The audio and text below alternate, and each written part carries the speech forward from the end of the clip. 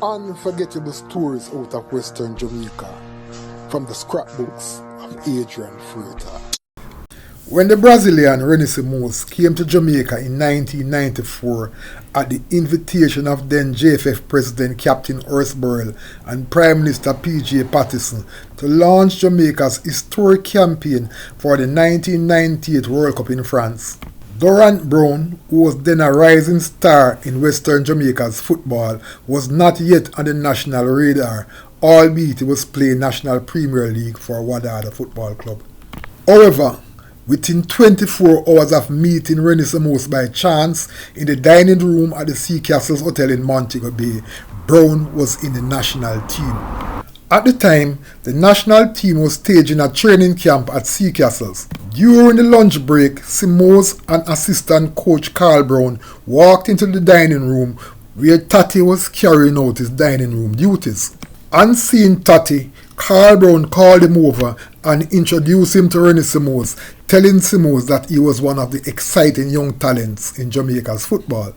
After a brief discussion with Tatty, Simoes invited him to the next morning's training session, which was taking place at the Seacastles playing field.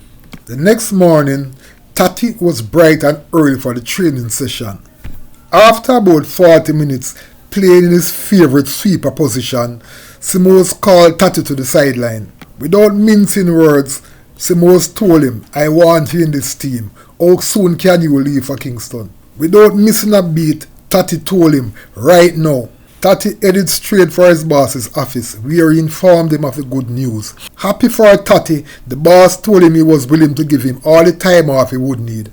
Tatty then headed home to Mount Salem, where he packed his bag and headed back to Seacastles. When the team bus was leaving for Kingston later that afternoon, Tatty was on the team bus.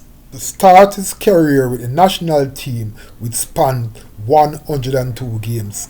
Unlike many of the players who came to national prominence through their involvement in schoolboy football, Brown, a native of Mount Salem, who was born on July 7, 1964, did not play schoolboy football because at the time he attended St.James High School, which was then Montego Bay Secondary School, the school had not yet started playing in the DaCosta Cup. At the time, schools like St. Elizabeth Technical High School and Rossies High School used to recruit players from Montego Bay to play on their DaCosta Cup teams. However, I suspected that Brown got passed over because of his diminutive size. At the time, Brown was playing as a forward, and while he was quite prolific, many felt that because of his diminutive size, defenders would manhandle him. As a native of Mount Salem, it was natural that Brown would start his club career at Wadadah FC, which had its roots in that community.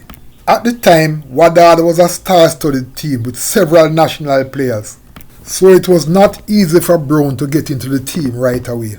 So as not to lose Brown to another team, Wadadah's then manager Gene Gray decided to send him on loan to Real Orantes Football Club, which was owned by Gray's friend Maitland Spear Dawkins.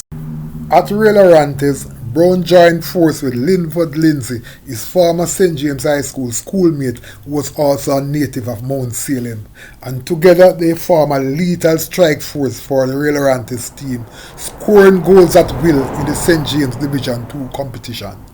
After 2 years at Real Orantes, and with Brown now an established star, Gray quickly reclaimed him out of fear that other top-flight teams in Montego Bay might recruit him. With players like Kenneth Blacks Gaynor and Neville Weewar Brown running the Wadadah front line. Being a versatile player and wanting to get some game time, Brown decided to try his hand playing the sweeper role for Wadadah. To the surprise of many, Tatty quickly mastered the sweeper role in the Wadadah defence, and when the Premier League started, he was a sure pick on the starting 11.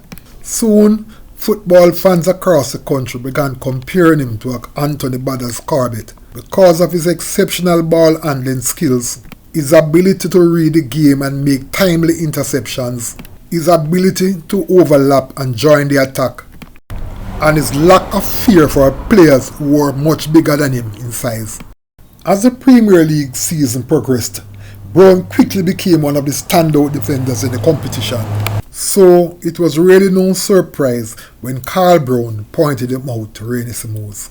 And also, it was no surprise that after just one single training session, Rene Simoes saw enough to select him into the national team, rejecting the view that he was too short to play in the heart of the defense.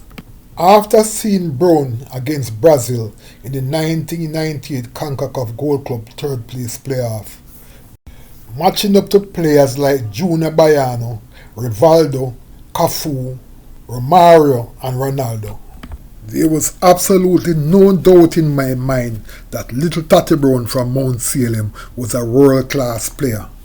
Had Tatty been in his late teens in the 1998 World Cup as his teammate Ricardo Baby Gardner was, I believe he would have been snapped up by one of the top clubs in the world because he was too good a player not to be playing club football at the highest level.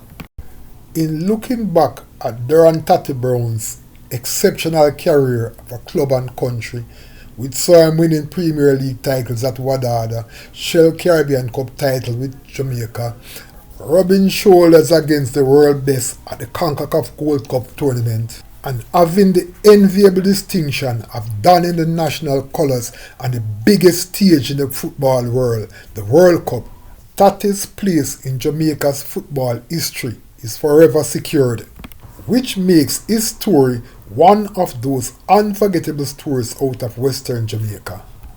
Unforgettable stories out of Western Jamaica from the scrapbooks of Adrian Freitas. Before you go, please remember to subscribe.